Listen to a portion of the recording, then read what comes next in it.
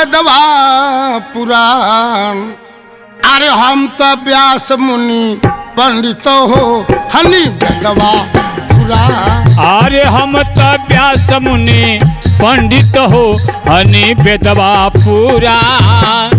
हनी बेदवा पुराण, हनी बेदवा पुराण, हनी बेदवा पुराण। हम तो व्यास मुनि पंडित हो हनी बेदवा पुराण। हम तो व्यास मुनि पंडित हो हनी बेदवा पुराण। राजा रजवाड़ा में पतरा बाचीले। राजा रजवाड़ा में पतरा बाचीले। कर्म जोगन छत्र देखिले। कर्म जोगन छत्र देखिले। अरे नमवा के जाने संसार हमरा हो हनी बेदवा पुराण। अरे नमवा के जाने संसार हमारा हो हनी बेदवा पुराण। हम तो व्यास मुनि पंडित हो हनी बेदवा पुराण। अच्छा तो देखे के हमरे नाम व्यास मुनि पंडित बा। आप लोग से एक बात बता दी, हम महाराजा दक्ष के उपरोहित ब्राह्मण। एक रोज महाराजा दक्ष के आदेश भइल कि बाबा आप आई, देखिए हमरा जोन बाकी आज तक कोनो संतान ना भइल। हम कहनी महाराज आपके संतान पैदा जरूर हुई है, मगर एक काम करी, आप जाए जंगल में भगवान भोलेनाथ के जोन बाकी आराधना करी। महाराज दक्ष ऐसे ने कहनी और जाके जंगल में तपस्या करनी। तपस्या के फल मिलल कि 1 महीना बीतल, 2 महीना बीतल, 9वें महीने में सोठी के अवतार भइल। जब सोठी के अवतार भइल तो जौन बाकी किताब में लिखल बा कि 1.25 पहर सोने और चांदी के बारिश भइल। इतना भइले के बाद फिर महाराज दक्ष हमके बोलौनी कि महाराज आज तक हमारी लड़की के दिन दशा देखी कि लड़की कौने नक्षत्र में जन्म भइल बा, एकर लक्षण का बा। हम जब जाके पतरा खोलता तो देखता नहीं का लड़की तो इतने भाग्यशाली, 6 महीने आगे और 6 महीने पीछे के बाद बताओ है। वो लड़की बहुत जौन बाकी दिव्य शक्ति वाली। हम कहनी अगर ये बात बता देता नहीं राजा से तो ए रात से हमार अन्न पानी उठ जाएगी। ये बात अपना मन में करके हम जौन बाकी राजा दक्ष से झूठ बोली कि महाराज लड़की तो बहुत भाग्यशाली बिया, जैसे जैसे जवान हुई तैसे तैसे आपके राज के विध्वंस हुई। महाराज कहनी महाराज ये लड़की से तो हमारा फायदा का, जब जब लड़की बढ़ी हमारा राज के विधान सुझाई तो फिर जो मैं लड़की के घर में रखले से हमारा लाभ का होई।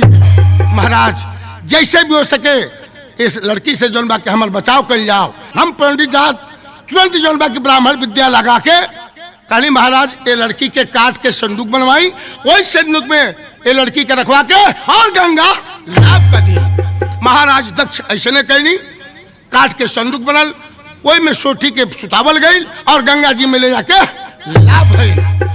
दहत दहत वो लड़की दूसरा राज में चल गई। एगो धोबी लुगा धो रहा घाट पर।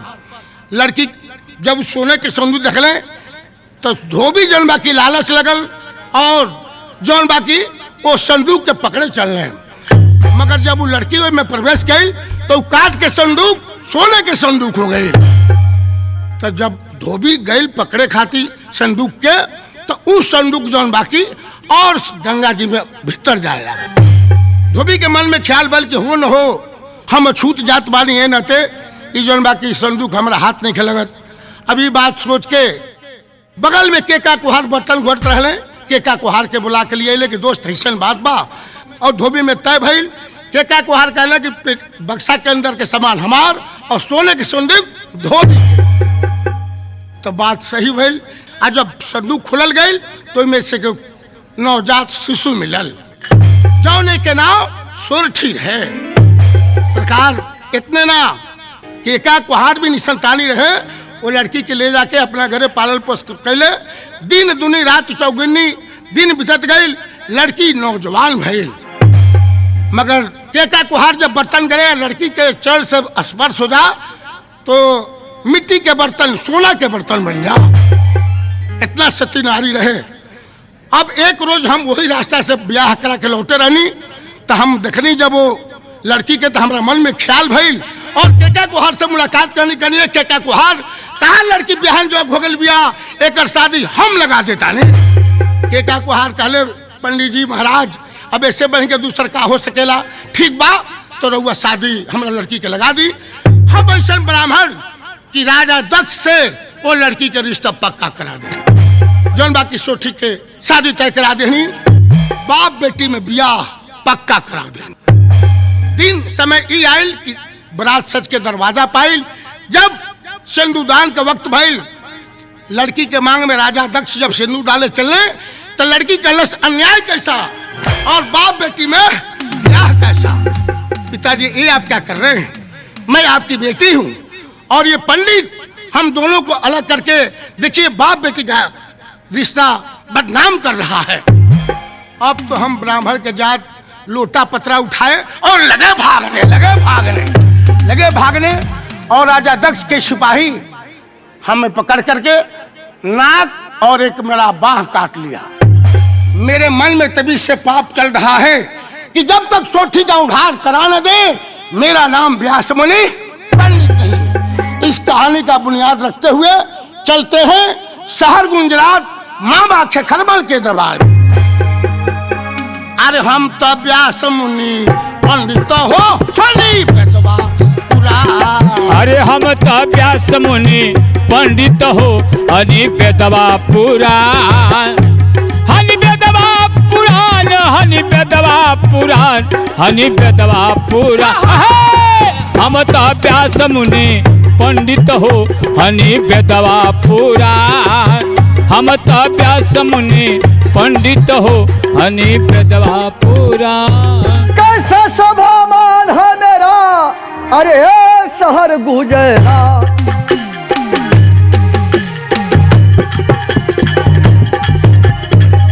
कैसा शोभामान है मेरा शहर गुजरात। यहाँ का मैं राजा हूँ खरमल सिंह है नाम।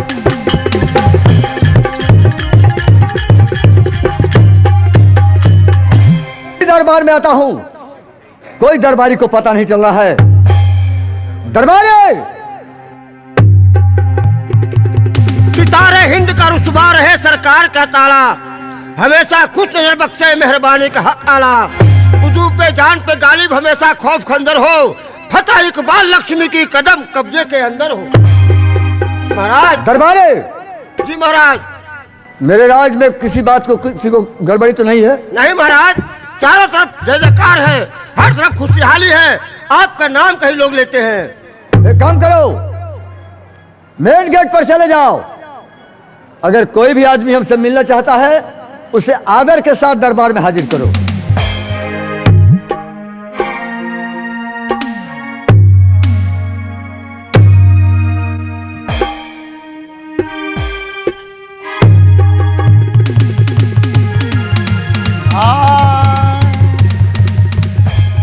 हो हम तो पंडित भैनी है एक घंटा से अब पढ़ाई डंडा से।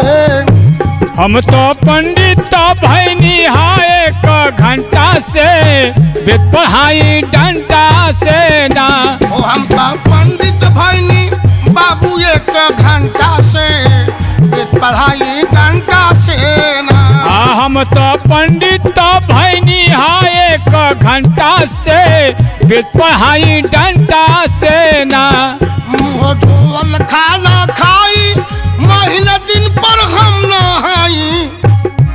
हम तो नाश्ता करी मुर्गी के अब अंडा से वेद पढ़ाई डंडा से ना। हम तो नाश्ता करी मुर्गी पाउच अंडा के वेद पढ़ाई डंडा से ना। ए बाबू ए बाबू। अरे ब्राह्मण देवता। हाँ हाँ प्रणाम प्रणाम। खुश रहा बच्चा, खुश रहा। महाराज छकल में दरबार में है। हाँ अंदर बैठे हैं, मैं सिंहासन पे। जाकर के बोल दो कि आपसे व्यास मुनि पंडित जी मिलना चाहते हैं। व्यास मुनि पंडित जी। हाँ हाँ प्रणाम। खुश रहो। महाराज बोलो। आपसे व्यास मुनि पंडित जी मिलने आए हैं। क्या व्यास मुनि पंडित जी महाराज जो अपने राज के पुरोहित महाराज है? हाँ महाराज। कहाँ है वो बाहर खड़े हैं। चलो स्वयं चलते हैं हम। चलिए महाराज।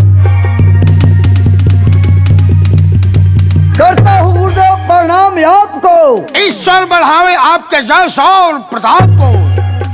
महाराज, आज हम क्या देख रहे हैं? जब भी आते थे तो आपके चेहरे पर रौनक होती थी। आज कारण क्या है महाराज कि आप उदास बैठे हैं? उदासी के कारण जानना चाहते हैं आप? जी महाराज। महाराज, हाँ महाराज। आप तो जानते हैं कि 14 कोस का राज हमारा है और मुझे एक नहीं 360 का न्याय है। फिर भी मैं निसंतानी हूं। आज जो मेरे हाथ में दिख रहे हैं अकलंकी घाव, हाँ हाँ, इससे मैं काफी परेशान हूं। महाराज, आपके 360 रानियां के रहते हुए भी कोई औलाद नहीं, कोई संतान नहीं। और दूसरा कारण कि आपके हाथ में अकलंकी घाव यानी कोढ़ है। इसलिए आपके इस राज के प्रजा आपके मुख देखने से घृणा करते हैं महाराज। जी पंडित जी, ये तो बात मैं भी समझता हूँ, मगर महाराज इस बात का उपाय है मेरे पास। इसके लिए कोई दवा नहीं है। है इलाज है। अरे जब व्यास मुनि पंडित है तो हर काम संभव है। तो आप चिंता न करें, हम इसका उपाय अवश्य करेंगे। इस घाव को ठीक होने का उपाय जी, आपको जी। मालूम है? जी बिल्कुल। तो जल्द बताइए। ठीक है, आप विराजमान होइए। हम द्वारपाल, हाँ महाराज। थोड़ा मेरा पत्रा लाना, जल्दी करो। महाराज, आप तनिक चिंता न करें, आप हमारे ऊपर विश्वास रखिए। मैं दावे के साथ आपको वादा करता हूं कि आपका अकलंकी घाव ठीक हो जाएगा। महाराज, चलिए पंडित जी। ठीक है महाराज, मैं आपको बता रहा हूं। बताइए। अरे राम राम राम हो राम, राम जिनके नैया हो। राम राम राम हो राम, राम जिनके नैया बा। राम राम राम हो राम, राम जिनके नैया हो। अरे राम राम राम हो राम, राम जिनके नैया बा। राम जी लगोई है बेड़वा पार हो राम। अरे किया हो राम, किया हो राम, राम हो। अरे राम जी लगई है बेड़वा पारन हो राम।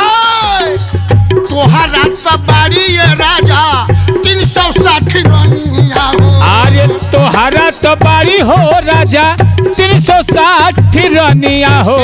तोहरा तो बाड़ी ये राजा 360 रानिया हो।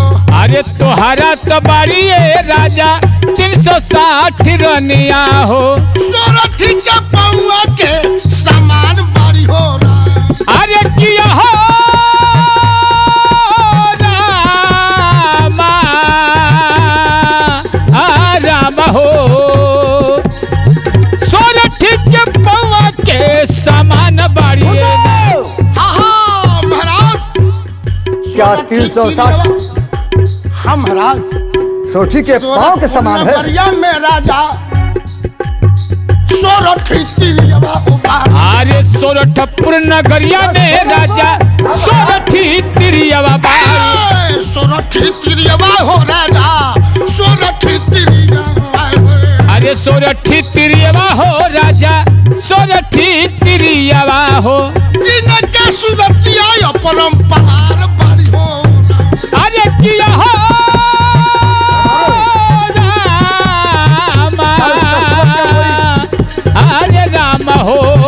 जिनके सुरतिया परंपार बारिये राम। जो ही तू ही करबा ये राजा, सोरठी से बिया। अरे जो ही तू ही करबा हो राजा, सोठी से बिया हवा हो। सोरठी से बिया हवा ये राजा, सोरठी से बिया हवा हो। अरे सोठी से बिया हवा हो राजा, सोठी से बिया हवा हो। कोरिया के कावा सोबरन हो इन मोरा। किया हो राम, किया हो राम, राम हो।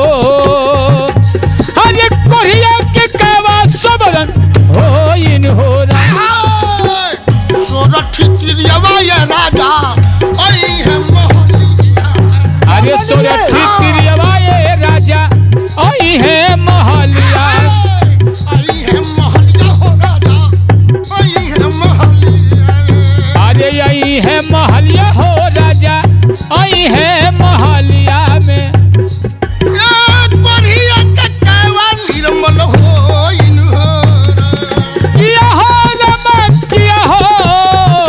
रामा राम हो कोढ़िया के कावा निर्मल हो इनवेरा 12 बरिस के ये बाटे सूरतपुर के रोहिया 12 बरिस के बाटे सूरतपुर के रोहिया 12 बरिस के हो बाटे सूरतपुर के रोहिया हो राजा।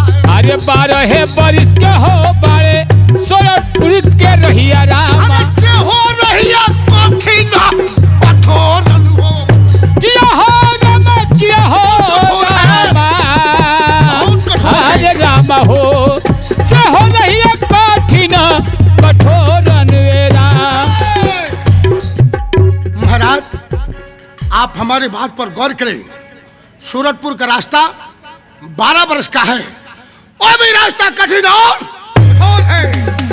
महाराज हाँ, ये तो और गड़बड़ हो गया। क्या? जब रास्ता 12 वर्ष का है और भी रास्ता कठिन और कठोर है तो फिर वहां जाएगा कौन? आप मदद कर दीजिए, आप ही चले जाइए। हम महाराज एक तो हम देख रहे हैं पैर के लंगड़े हैं, हाथ नहीं है महाराज, हम उतना दूर कहाँ पहुंच पाएंगे। मगर हाँ तो जाएगा कौन? है, इसका भी उपाय है। इसका भी उपाय है। बताइए। बताएं। अरे द्वारपाल एक पे आगे बढ़ाओ, खोलो थोड़ा पत्रा खोलो।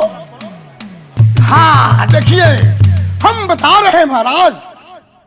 अरे तुहरे भगिनमा हो राजा अब बाले बिरजा तोहरे भगिनवा हो राजा बाले बिरजा भारा तोहरे भगिनमा हो राजा बाले बिरजा भारा हो। अरे तोहरे भगिनवा हो राजा बाले बिरजा भारा हो से हो जाइए सोरठपुरवा राजन हो किया हो राम किया हो रामा राम हो से हो जाइए सोरठपुरवा राजन हो राम।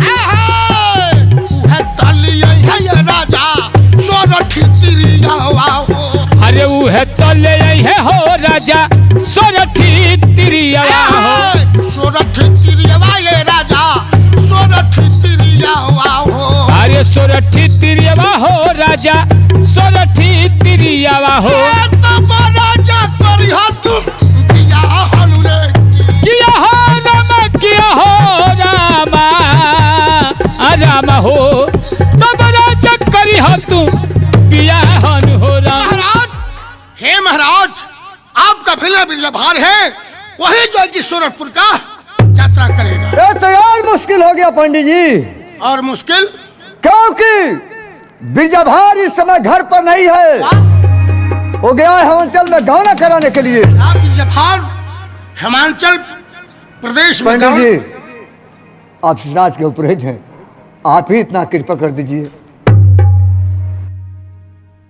जब आए हैं तो कुछ करेंगे जरूर, क्योंकि बदला लेना अति आवश्यक है। महाराज आपका बंदा हिमाचलपुर शहर में गौना कराने के लिए गया है। जी गुरुदेव। सती हेमंती के साथ। हाँ। महाराज अब तो काम और कठिन हो गया, मगर हाँ एक उपाय उसके लिए भी है। एक काम करिए, एक पत्र लिखवाइए, ऐसा भयानक पत्र लिखिए कि पत्र पढ़ते ही बिरजाभार आपके दरवाजे पर आएगा। महाराज। हाँ। विजमान रखिए, बैठिए। नहीं नहीं, देखिए आप महाराज हैं, हम आपके उपरोहित जरूर हैं, मगर आपका स्थान हम ग्रहण नहीं कर सकते हैं। अगर ऐसा बात है आप बैठकर आप खत लिखिए, आज जो हम कहेंगे वही लिखिएगा। अच्छा अच्छा ठीक है, तो आप जब कह रहे हैं तो हम आपके जो कि कुर्सी पर बैठ रहे हैं। बैठिए।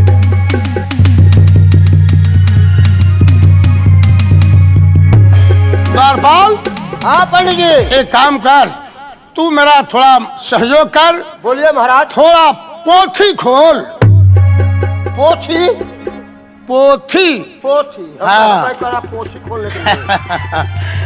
बस बस पंडित जी हाँ हम जैसे कहेंगे वैसे खत लिखिएगा। बिल्कुल, आप एक कहेंगे हम अपने तरफ से 10 बढ़ा कर लिखेंगे। तो शुरू कीजिए। बोलिए महाराज। अरे रामे रामे रामे हो रामे आरामे जिनके नैया बा। रामे रामे हो रामे रामे जिनके नैया हो। रामे जिनके नैया हो बाटे रामे जिनके नैया हो। अरे रामे जिनके नैया हो बारे रामे जिनके नैया हो। अरे मजी लगाई है बेड़ा पार रे की। किया हो रामा किया हो रामा रामा हो। राम जी लगाई है बेड़ा पार रे राम। ऊपरा में लिखिए बाबा कुशल कुशल दिया कुशल कुशल दिया ये बाबा कुशल कुशल दिया हो। कुशल कुशल दिया ये बाबा कुशल कुशल दिया के। अरे कुशल कुशल दिया ये बाबा कुशल कुशल दिया हो। नीचवा में भोगना यो आशीर्वाद लिखी है राम। किया हो रामा रामा हो। ऊपर में भगना के आशीर्वाद अनुएरा। पंडित जी हाँ महाराज। अन्न पर कसम लिखी अपनी पर कसमवा हो। अरे अन्न पर कसम हो लिखी पानी पर कसमवा हो। पानी पर कसमवा ये बाबा पानी पर कसमवा के। अरे पानी पर कसमवा ये बाबा पानी पर कसमवा हो। सजिया पर मई के तिलक लिखिए राम। किया हो रामा रामा हो। सजिया पर मई के तिलक कौन हो राम। महाराज हाँ महाराज। जैसे बोले खत लिख दिए बिल्कुल। पढ़ कर सुनाइए। खेखरमल के तरफ से भगना को आशीर्वाद। अंजल गौ का मांस सेज सोए महतारी का। बहुत अच्छा। मगर महाराज हाँ बताइए क्या कौन जाएगा धरती साहब? ये भी तो बात सही है। बिरजा भार के घर जाएगा। हाँ एक बात याद आ गई, आपका ये जो नौकर है यही जाएगा। हाँ अरे महाराज ये नहीं जा पाएगा। एक पत्र लो और पत्र लेकर के दक्षिणी शहर मुकाम बिरजभार के दरवाजे पर जाओ और बिरजभार के दरवाजे पर जाकर के इस पत्र को देवरी पर टांग देना। महाराज और कोई नहीं जा सकता, हम ही जाएंगे। नहीं तुम ही जाओगे, तुम ही उस लायक हो। हाँ? ये 3 कोनिया मुंह वाला ही जाएगा। आप नहीं जाइएगा। अच्छा आप ही चले जाइए। जब ऐसी बात है तो महाराज हम तो ब्राह्मण के जाते भिक्षाटन करते हैं, मगर ब्राह्मण देवता को कुछ खर्चा दे दीजिएगा तो कोशिश करेंगे। जब ये द्वारपाल कह रहा है इसका भी बात तो माना। हाँ आप ही चले जाइए। नहीं हम तो चलेंगे साथ में, तुमको भी चलना। पंडित जी हाँ जाएगा। बिल्कुल। आपको सेवा कौन करेगा? सेवा यही करेगा। द्वारपाल हम महाराज तुम्हें पंडित के साथ जाना है। जाना है। स्नान ध्यान करेंगे तो धोती तुम्हें खींचना है। सुन लेना, ध्यान से सुन लो। सब हम ही धोएंगे। हाँ सब हम ही हाँ करेंगे। सब जितना मतलब हम ब्राह्मणों का क्रम लगता है, पूजा करने बैठेंगे तो तुझे प्रसाद और फूल लाना होगा। हाँ महाराज जब आप कहते हैं ठीक है हम चले जाएंगे। और थक जाएंगे तो सेवा तुम्हें करना है। सुन लिया ना, चलेंगे चलेंगे तुम्हारे साथ अवश्य चलेंगे जी महाराज। लेकिन महाराज हम चाहते थे हाँ पंडित जी के साथ क्या?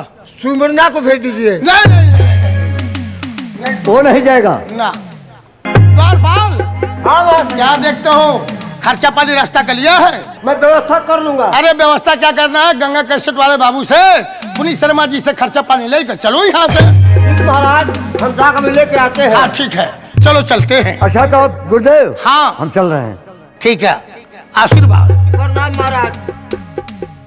द्वारपाल हाँ पंडित एक जी। काम करते हैं, क्या? तुमने तो हमको फंसा दिया है। बता, एक पैर के हम लंगड़े हैं, हाँ हमसे चला जा नहीं रहा है। हाँ। और तू हमको जो है कि दक्षिणी शहर के लिए रवाना करा दिया। हाँ। एक काम करो ना, हम तो कहते हैं देख तुम बाल बच्चेदार आदमी हो, और हम जो है कि ब्राह्मण के जात है, भीख छागटन करते हैं, तुम अकेले ही चले जाओ, हमको यहीं छोड़ दो, नहीं और खर्चों में से आधा हमको दे दो। पंडित जी, हाँ जब आप ही कहे हैं कि द्वारपाल हमारे साथ जाएगा, अच्छा तो आप हमारे साथ चलिए, चलना हम आपकी पड़ेगा। सारा सेवा करेंगे, चलो ठीक हम है, आपके साथ ही चलेंगे। ठीक है, जब कह रहे हो तो आओ चलते हैं। अगर असल ब्राह्मण होंगे तो बीच रास्ते से हम वापस जरूर आए। चलो चलते हैं। चलिए।